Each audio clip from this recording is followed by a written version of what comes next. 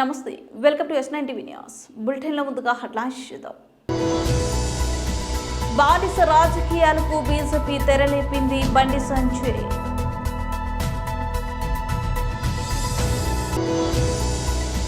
పోలవరం నిర్మాణం పూర్తి సీఎం జగన్ కే సాధ్యం.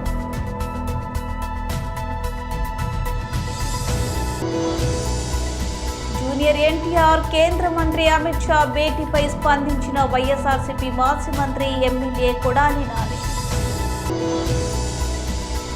లిక్కర్ కేసుతో తనకు సంబంధం లేదు ఎమ్మెల్సీ కవిత.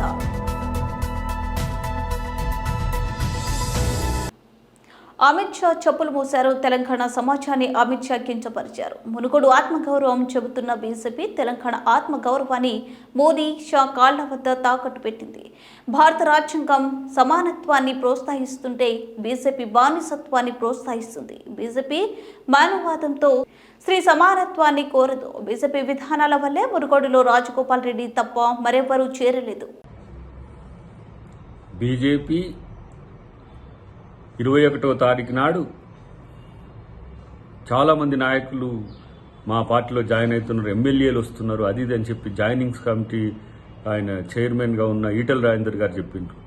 ఈటల రాజేందర్ గారు బానిసలుగా మారడానికి ఎవరూ సిద్ధంగా ఉండరు. మీలాంటి నయా బానిసలు ఈరోజు బీజేపీకి నాయకులను తీసుకుపోయే ఒక బానిసలుగా మారుతారని అనుకున్నారు, కానీ ఎవరు రాలే. ఒక రాజగోపాల్ రెడ్డి తప్పితే మీకు వచ్చింది ఎవరూ లేరు.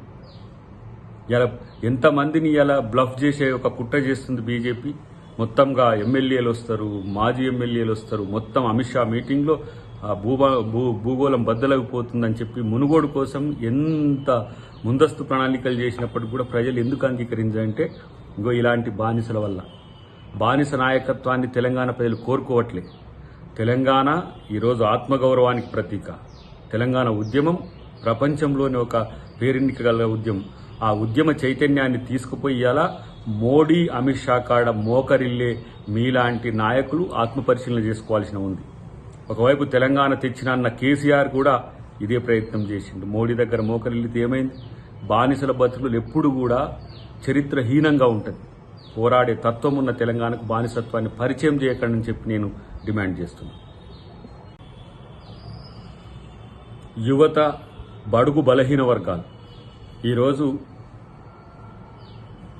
ఆలోచించాల్సిన అవసరం ఉంది. ఎన్ని ఏళ్లుగా ఎన్నో వందల మంది త్యాగాల ఫలితంగా ఈరోజు బానిసత్వాన్ని రూపుమార్చి స్వతంత్రతను, సమానత్వాన్ని ఈరోజు మనం ముందుకు తీసుకుపోయే క్రమంలో అధికారం ఉంది కదా అని చెప్పేసి అధికారాన్ని అడ్డం పెట్టుకొని ఇలా పూర్తిగా బీజేపీ బానిసత్వాన్ని ప్రోత్సహించడాన్ని మనం తీవ్రంగా ప్రతిఘటించాలి. సామాజిక ఉద్యమకారులు కానీ, యువకులు కానీ, మహిళలు కానీ, బడుగు బలహీన వర్గాలే కానీ, ఆధిపత్య కులాల్లో ప్రజాస్వామ్యవాదులే కానీ ఈ సంఘటనను తీవ్రంగా వ్యతిరేకించాలని విజ్ఞప్తి చేస్తున్నాం. ఈ మధ్యనే చాలామంది మిత్రులు పెరుగుతున్న యువత సామాజిక న్యాయం కోసం, సమసమాజం కొరకు ఆలోచించే స్థితి ఉందని చెప్పి పెద్దలందరూ అంటుంటే వింటున్నా, కానీ నాయకత్వమే బానిసత్వాన్ని ప్రోత్సహించి మోకరిల్లుతున్న ఈ రోజులు మీరు ఆలోచించాలని చెప్పి కూడా తెలంగాణ సమాజానికి కాదు, తెలుగు సమాజానికి, యావత్ భారత సమాజానికి కాంగ్రెస్ పార్టీ తరఫున నేను కోరుతున్నాను. పోలవరం ప్రాజెక్టు నిర్మాణం పూర్తి ముఖ్యమంత్రి వైఎస్ జగన్మోహన్ రెడ్డి వల్లే సాధ్యమని రాష్ట్ర జలవనరుల శాఖ మంత్రి అంబటి రాంబాబు స్పష్టం చేశారు.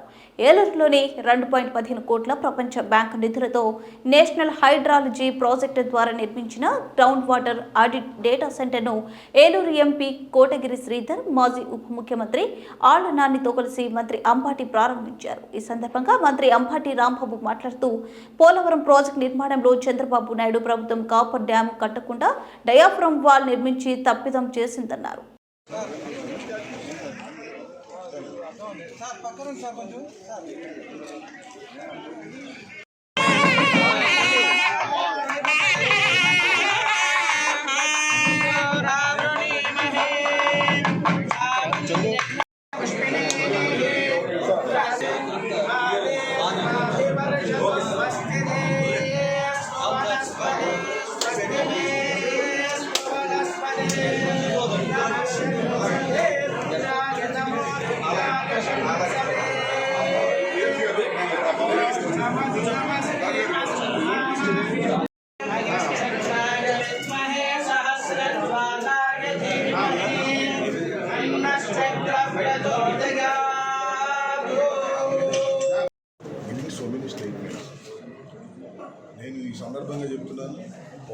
ప్రాజెక్టుకు సంబంధించి ఈ రాష్ట్ర ప్రభుత్వం జగన్మోహన్ రెడ్డి గారి నాయకత్వంలో ఉన్నటువంటి రాష్ట్ర ప్రభుత్వం పోలవరం ప్రాజెక్టుని త్వరితగతిన పూర్తి చేయాలనేటువంటి చిత్తశుద్ధితో పనిచేస్తున్నటువంటి ప్రభుత్వం.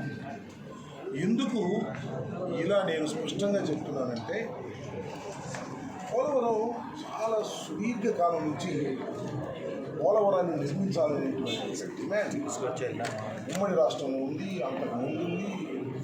చాలా సంవత్సరాల నుంచి, ఒక 40-50 సంవత్సరాల నుంచి ఉన్నటువంటి కోరిక. ఆ ప్రాజెక్టు కూడా అంత విలువైనటువంటిది, అంత లైఫ్ లైన్ ప్రాజెక్ట్. చాలామంది చాలా ఆలోచనలు చేశారు, కానీ శంకుస్థాపన కూడా చేసినట్టున్నారు. కానీ కరెక్ట్గా శంకుస్థాపన చేసి పనులు ప్రారంభించినటువంటి ముఖ్యమంత్రి వైఎస్ రాజశేఖర రెడ్డి గారు. ఆయనే కెనాల్స్ని తవ్వేటటువంటి కార్యక్రమం చేసినటువంటి వ్యక్తి. ఇప్పుడు దాకా ఎవరు చేయలే. అంతకుముందు ఎన్టీ రామారావు గారు ఉన్నారు, చంద్రబాబు నాయుడు గారు ఉన్నారు. వాళ్ళ పోలవరం గురించి మాట్లాడుతున్నాడే ఆ చంద్రబాబు నాయుడు గారు కూడా ఉన్నారు. ఆయన ఎప్పుడు ఆలోచన చేయలే. కానీ రాజశేఖర రెడ్డి గారే ఆలోచన చేసి జలయజ్ఞంలో భాగంగా ప్రతి నీటి బొట్టు కూడా రైతుల పొలాల్లోకి వెళ్ళాలి, సముద్రంలోకి వెళ్ళిపోకూడదు, ఉప్పు సముద్రం పాలు కాకూడదు అని భావించి ప్రారంభించినటువంటి ప్రాజెక్టు. రాజశేఖర రెడ్డి గారు శంకుస్థాపన చేసినటువంటి ప్రాజెక్టు మీద మాకు ఎంత చిత్తశుద్ధి ఉంటుందో నేను ప్రత్యేకంగా చెప్పాల్సిన అవసరం లేదు. చాలా సందర్భాలు చెప్తున్నా, మళ్ళా చెప్తున్నా. ఇవాళ ఈ డిస్టిక్కి సంబంధించినటువంటి అంశం కాబట్టి పోలవరం ప్రాజెక్టు నిర్మాణంలో మాకు చిత్తశుద్ధి ఉంది. తెలుగుదేశం పార్టీకి, అప్పటి తెలుగుదేశం ప్రభుత్వానికి చిత్తశుద్ధి లేదు. దీనికి నేను మరొకసారి చెప్తున్నా, 3 ప్రశ్నలు నేను వేస్తూ ఉన్నా నేను మంత్రి అయిన దగ్గర నుంచి. దానికి ఇంతవరకు చంద్రబాబు నాయుడు గారు సమాధానం చెప్పడం. మళ్ళా ఏలూరు వేదికగా మళ్ళా ఆ 3 ప్రశ్నలు మళ్ళా సంధిస్తున్నా. పోలవరం ప్రాజెక్టు కట్టవలసింది ఎవరండి? రాజశేఖర్ గారు సాహసం చేసి పోలవరం ప్రాజెక్టు శంకుస్థాపన చేశారు, కొంత నిర్మాణం చేపట్టారు, కాలువలు తవ్వారు, అక్కడక్కడ ఎక్విజేషన్ ప్రాబ్లమ్స్ ఉంటే ఆగిపోయాయి. రాష్ట్రం విడిపోయినప్పుడు హైదరాబాద్ లాంటి ఒక మహానగరాన్ని మనకి దూరం అయిపోతుంది కాబట్టి. జూనియర్ ఎన్టీఆర్ కేంద్ర మంత్రి అమిత్ షా భేటీపై వైఎస్ఆర్సీపీ మాజీ మంత్రి ఎమ్మెల్యే కొడాలి నాని స్పందించారు. ప్రధాని మోదీ అమిత్ షా ఉపయోగం లేకుంటే నిమిషం కూడా ఎవరితో మాట్లాడరని నాని అన్నారు. బీజేపీని విస్తరించేందుకే జూనియర్ ఎన్టీఆర్తో అమిత్ షా సమావేశమయ్యారని భావిస్తున్నామన్నారు. ఎన్టీఆర్ మద్దతుతో బీజేపీని బలపరుచుకోవడానికి కేంద్ర మంత్రి ప్రయత్నిస్తున్నారని తెలిపారు. పాన్ ఇండియా స్టార్ అయిన జూనియర్ ఎన్టీఆర్తో బీజేపీ దేశవ్యాప్తంగా ప్రచారం చేయించే అవకాశం ఉందని అన్నారు. చంద్రబాబుతో ప్రయోజనం లేకే ఢిల్లీ వచ్చిన మోదీ అమిత్ షా అపాయింట్మెంట్ ఇవ్వడం లేదని కొడాలి నాని పేర్కొన్నారు. బీజేపీని విస్తరించేందుకే అమిత్ షా జూనియర్ ఎన్టీఆర్ను కలిశారని భావిస్తున్నట్లు చెప్పారు. భారతీయ జనతా పార్టీని అధికారంలో కానీ ప్రతిపక్షంలోకి ఎలా తీసుకురావాలని చెప్పి అదే పనితో పనిచేసేటువంటి వ్యక్తులు అమిత్ షా కావచ్చు, మోడీ కావచ్చు. వాళ్ళకి అసలు వేరే ఉద్దేశం ఉండదు.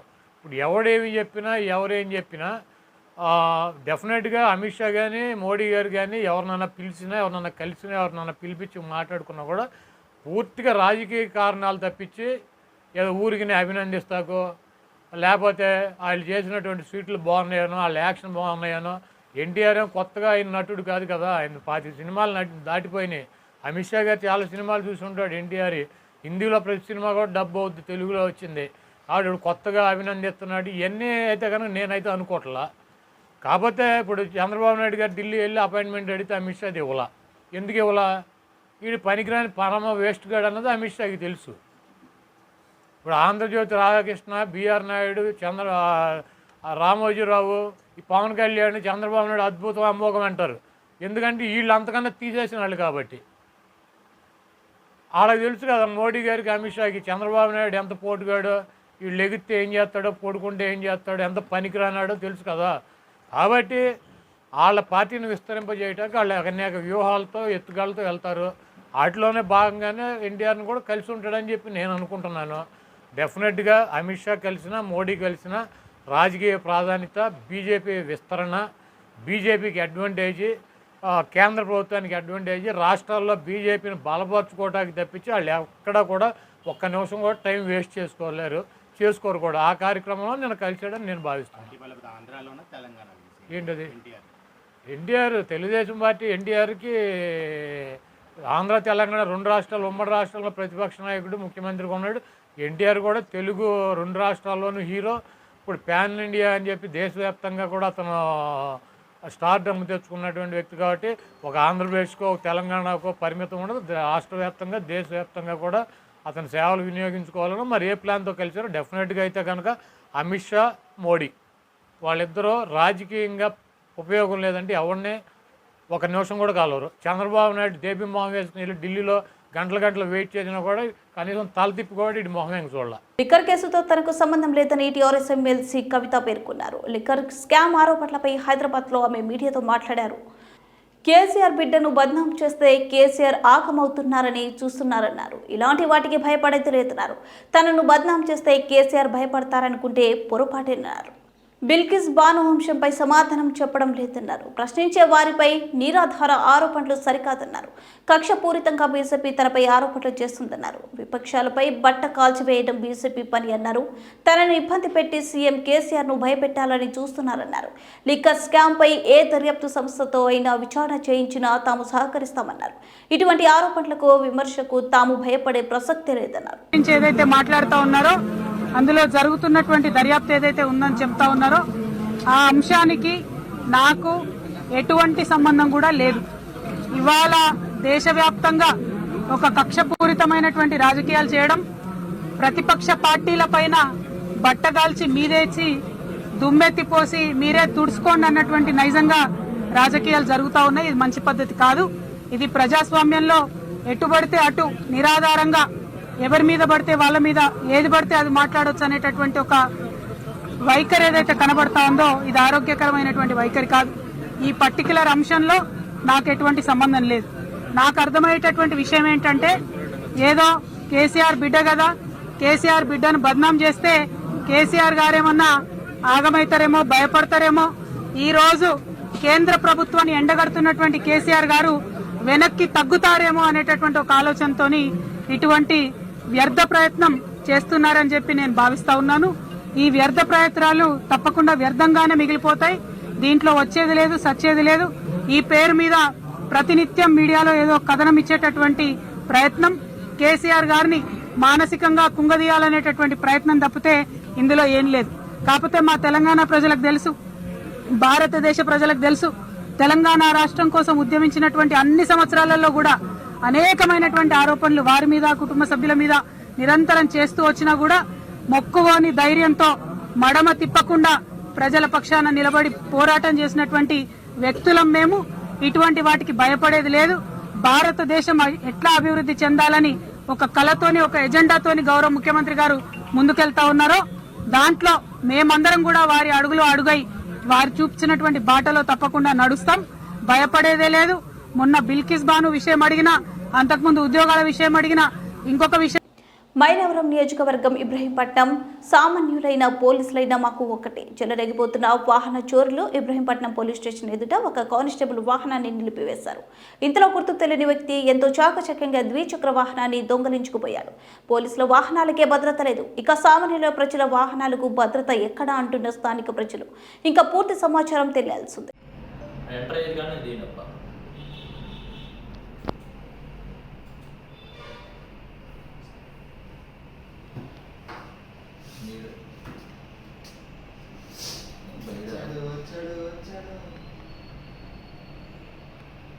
టార్చ్ లైట్ కూడా ఉన్నట్టుంది ఇంటి దగ్గర.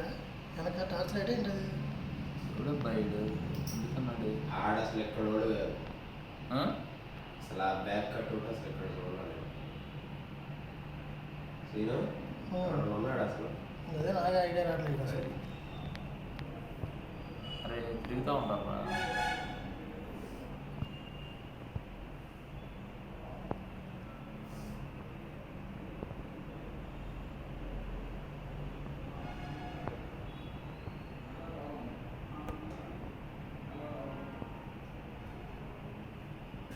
రహమాను బండి ఆగు, ఒక్క నిమిషం ఆగు.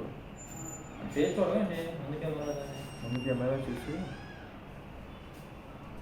ఆడ ఆటో దిగాడా తీస్తున్నా మనం తీసి పెడతారు. సరే అండి అన్నాడు ఫోన్ చేయి కొండపల్లి బ్లూ కోర్స్ వాళ్ళకి. వాళ్ళతో మాట్లాడు. అదే ఫోటో పెడుతున్నా. ఎవరెవరు ఫ్లవర్ అన్నారు.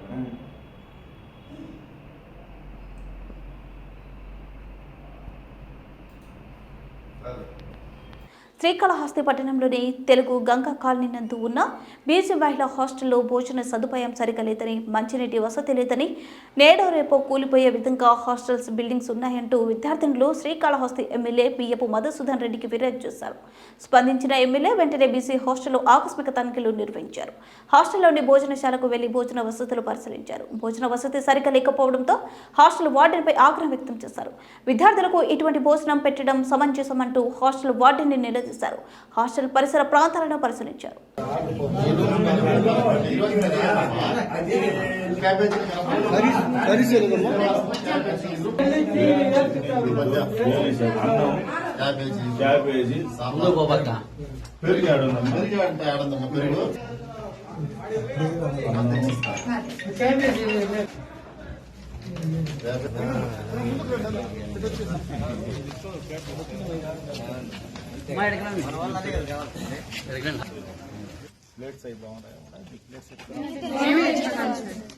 ఉల్లికాడ నుంచి తెచ్చుకున్న గ్లాస్ బాగున్నాయా, గ్లాసులు బాగున్నాయా, లేదంటే ఎమ్మెల్యే గారు ఇప్పుడే తెప్పిస్తారు.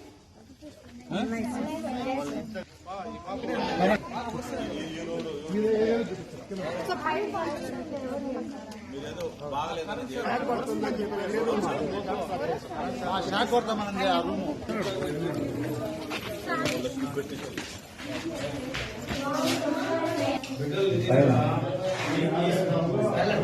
ఉంటాయి.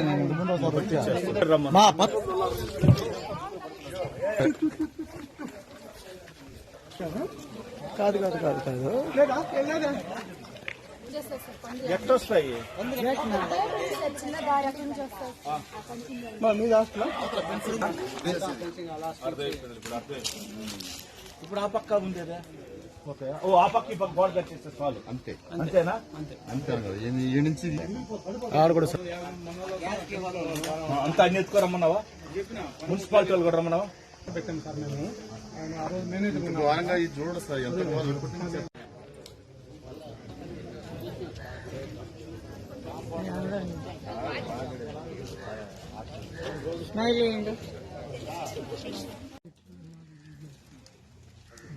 సరేనన్నా వచ్చింది మంచిదైంది వల్ల ఈ మోటార్ రావంట రీఫ్రెష్ చేస్తే బిల్డింగ్స్ బాగుంటాయి. వస్తే రీపెయింటింగ్ వేసి హాస్టల్లో కొంచెం చెట్లు గిట్లుండే కొంచెం ఏమైనా పంపించాను క్లీన్ చేయించాను. ఆ పక్క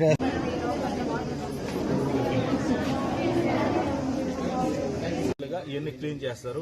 చైర్మన్ గారు కూడా చెప్పాను స్టాఫ్ ఆటోలు వస్తున్నారు అందరూ లేడీస్ అంతా మీకు ఆటోలు వస్తున్నారు అందరూ లేడీస్ అంతా మీకు అన్ని కొట్టించి రెడీ చేస్తారు. ఆ పందులు రానికుంటా అక్కడ కట్టమని చెప్పిన గోడ ఇటు సైడ్ ఒక గోడ అటు సైడ్ కొంచెం క్వాలిటీ తగ్గించారని చెప్పడం జరిగింది.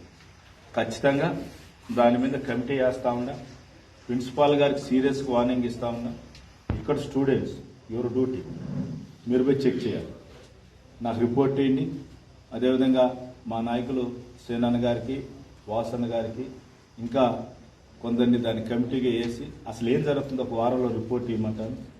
ఫుడ్ విషయంలో ఎక్కడైనా తప్పులు చేసినా కూడా వాళ్ళని యాక్షన్ తీసుకుంటా, సస్పెండ్ చేస్తా, ఇంకోసారి జరగకుండా చూసుకుంటా. ఎందుకంటే మనం అన్నదానం చేస్తాం, ఎందుకు చేస్తాం? పుణ్యం కోసం చేస్తాం. కరెక్టా లేదు? జగనన్న కష్టపడి ఈరోజు అన్ని ఇంట్లో బిడ్డలు ఎట్లా ఉండాలో అలాగా చిక్కీలు కానీ జన్నీ కానీ స్కూల్లో పెట్టండి పెట్టండి పెట్టండి పిల్లలకి బాగుండాలని చెప్పేసి మెనూను కూడా చేంజ్ చేశారు. ఎవరో ఒక్కరిద్దరు చేసేదాన్ని బట్టి దానికి వ్యవస్థకు ప్రాబ్లం వస్తుంది. కాబట్టి ఇమీడియట్గా ఎక్కడ ప్రాబ్లం వచ్చింది ఏమిటి దాని మీద ఎంక్వైరీ చేసి వారం లోపల మీతో మరలా మా వాళ్ళు చంద్రుడు కలుస్తారు. బ్రిటిష్ కాలంలో కార్మికులు పోరాడి ప్రాణత్యాగాలు చేసి సాధించుకున్న కార్మిక చట్టాలను కేంద్రంలో ఉన్న బీజేపీ ప్రభుత్వం 4 లేబర్ కోడ్గా మార్చివేయడాన్ని విశాఖలోని అఖిలపక్ష కార్మిక సంఘాలు తీవ్రంగా వ్యతిరేకిస్తున్నాయి. ఈ కోడ్స్ను రద్దు చేయాలని డిమాండ్ చేస్తూ జగదాంబ సెంటర్ నుండి కలెక్టర్ కార్యాలయం వరకు అఖిలపక్ష కార్మిక సంఘాలు ర్యాలీ చేపట్టారు. మార్చిన లేబర్ కోడ్స్ వలన కార్మికుల ప్రాథమికమైన సమ్మె చేస్తే హక్కు, సంఘం పెట్టుకునే హక్కు, యాజమాన్యంతో బేరాలాడితే హక్కుల వంటివి కోల్పోయే ప్రమాదం ఉందని అఖిలపక్ష కార్మిక సంఘాలు నాయకులు అంటున్నారు. శాశ్వత ఉద్యోగాల స్థానంలో contract, outsourcing, fixed term employment పేరుతో ఉద్యోగ భద్రత లేకుండా పోతుందని ఆవేదన వ్యక్తం చేస్తున్నారు.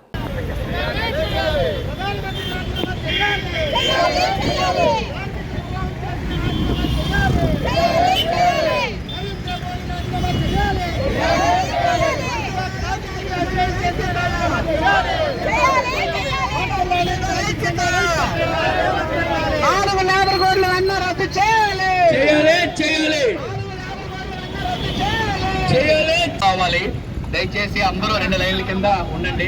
బ్యానర్ దగ్గర మాత్రం అఖిలపక్ష కార్మిక సంఘాల లీడర్లు ఒక్కొక్క సంఘం వాళ్ళందరూ కూడా కొద్దిగా డిస్టెన్స్ మెయింటైన్ చేస్తే 2 లైన్ల కింద ఉండాలని చెప్పేసి కోరుతున్నాం. దయచేసి అందరూ కూడా ఫాలో అవ్వండి కామ్రేడ్స్. 2 లైన్ల కింద వచ్చేయాలమ్మా, అందరూ వెనక్కి వెళ్ళండి కామ్రేడ్స్. అందరూ మరి అందరూ బ్యానర్ వెనకకి వెళ్ళాలి కామ్రేడ్స్. దయచేసి బ్యానర్ దగ్గర ఒక సంఘం నుంచి ఒక్కరు మాత్రమే ఉండాలి. వర్ధిల్లాలి అఖిలపక్ష కార్మిక సంఘాల ఐక్యత, వర్ధిల్లాలి అఖిలపక్ష కార్మిక సంఘాల ఐక్యత, వర్ధిల్లాలి అఖిలపక్ష కార్మిక సంఘాల ఐక్యత. జయప్రదం చేయండి లేబర్ కోడ్స్ కు వ్యతిరేకంగా జరుగుతున్నటువంటి ప్రదర్శనను. మోడీ కార్మిక వ్యతిరేక విధానాలు నశించాలి. మోడీ కార్మిక వ్యతిరేక విధానాలు నశించాలి.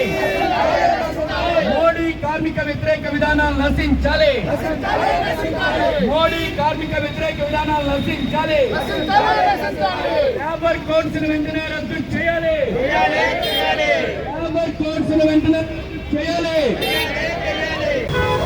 ఏవైతే మొత్తం 44 చట్టాలు కార్మిక చట్టాలు ఉన్నటువంటి దాన్ని ఒక 4 గ్రూపులుగా దీన్ని విభజించి ఈ చట్టాలు అనేటువంటి పదానికి అర్థం తీసేసి కార్మికుడికి ఉన్నటువంటి స్వేచ్ఛ, కార్మికుడికి ఉన్నటువంటి హక్కులు, ఈ అన్ని హక్కుల్ని కూడా కాలరాసి ఇప్పుడు మొత్తం కేంద్ర ప్రభుత్వం దీనికి వ్యతిరేకంగా ఈ అన్నింటినీ చట్టాలను రద్దు చేసి ఈ కోడ్స్ కింద విభజించేటటువంటి దాన్ని పూర్తిగా కార్మిక వర్గం పూర్తిగా దీన్ని అన్ని సంఘాల నాయకులను కూడా ప్రజా సంఘాలు కూడా దీన్ని పూర్తిగా వ్యతిరేకిస్తున్నాయి. ఇప్పుడు అన్ని రాష్ట్రాలను లేబర్ మంత్రులతో కలిపి ఇవాళ చిత్తూరులో అంటే తిరుపతిలో మీటింగ్ పెట్టి ఈ చట్టాలన్నింటినీ కాలరాసి ఏకతాటి మీద తీసుకొచ్చి దాన్ని బిల్లు ఆల్రెడీ పాస్ అయిపోయి ఉంటుంది. ఆయనకి ఒక కేంద్ర ప్రభుత్వంలో మోదీ గారు ఈ కార్మిక చట్టాలన్నింటినీ కూడా పార్లమెంట్లో ఏ చట్టం కూడా డిస్కస్ చేయకుండా ఈ కేంద్ర ప్రభుత్వం తాలూకా విధానాలన్నింటినీ కూడా ఏమి చేస్తున్నాడో తెలియకుండా దీన్ని బిల్లు పాస్ చేసి ఈ కార్మిక వర్గాన్ని దీన్ని అణగదొక్కే పరిస్థితిలో ఉన్నది. దీన్ని పూర్తిగా మేము ఖండిస్తున్నాము. రాష్ట్ర ప్రభుత్వాలు అందరూ కలిసి ఏకమై ఈ కార్మిక వర్గానికి జరుగుతున్నటువంటి అన్యాయాన్ని ముక్తకంఠంతో ఎదుర్కొని పార్లమెంట్లో చర్చించి దీనికి వ్యతిరేకించి కేంద్ర ప్రభుత్వం ప్రధాని మోదీ తీసుకుంటున్న నిర్ణయాలను ఖండిస్తారని చెబుతూ మరి ఈ ఉద్యమాన్ని మేము పూర్తిగా దీన్ని చివరి వరకు దానికి తగ్గించి ఏదైతే ఉత్తర్వులు జారీ చేస్తారో ఆ ఉత్తర్వులు మళ్ళీ విత్డ్రా చేసుకునే వరకు మేము పోరాడతామని చెప్పి ఐఎన్టీ తరపు నుంచి నేను విజ్ఞప్తి చేస్తున్నాను. పేరుతో దేశంలో ప్రజాస్వామ్యం పేరుతో మోడీ గారు ఈ దేశంలో ఫాసిజాన్ని లేక నియంతృత్వాన్ని అమలు చేస్తున్నారు. దానికి అధికారంలో ఉన్న వైఎస్ఆర్సీపీ పార్టీ కానీ అనధికారంగా ప్రతిపక్షంగా ఉన్న తెలుగుదేశం పార్టీ కానీ మద్దతు పలుకుతున్నారు తప్ప అసలు ప్రజల సమస్యల గురించి పట్టింపు చేసుకోవడం లేదు. అసలు వింతలో వింత ఏంటంటే మన దేశానికి ప్రధాని ఉత్పత్తి చేసే శక్తులు పారిశ్రామికవేత్తలని బహిరంగ ప్రకటన చేశాడు. అసలు ఆయనకి అసలు జ్ఞానం పారిశ్రామిక విధానాల మీద కనీస జ్ఞానం లేని ప్రధాని మన దేశానికి ఉన్నాడా అనిపించేటట్టు ఆయన బహిరంగ ప్రకటనలు ఉన్నాయి. ఈ విధానాలకు వ్యతిరేకంగా మన వాళ్ళు ముందే చెప్పారు. అవసరం అనుకుంటే ప్రాణత్యాగాలకైనా సిద్ధపడి ఈ చట్టాలని రద్దు చేసే అంటే కోడ్లు రద్దు చేసే వరకు ఆందోళన చేస్తామని పోరాటాలు చేస్తామని తెలియజేస్తూ ముగిస్తున్నాం. బులెటిన్ ముగించే ముందు హెడ్లైన్స్ మరోసారి. బానిస రాజకీయాలకు బీజేపీ తెరలేపింది. బండి సంజయ్.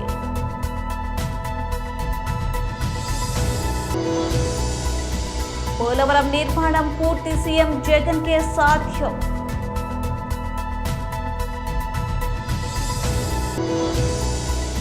జూనియర్ ఎన్టీఆర్ కేంద్ర మంత్రి అమిత్ షా భేటీపై స్పందించిన వైఎస్ఆర్సీపీ మాజీ మంత్రి ఎమ్మెల్యే కొడాలి నాని. లిక్కర్ కేసుతో తనకు సంబంధం లేదు ఎమ్మెల్సీ కవిత. ఈ bulletin update stay with us.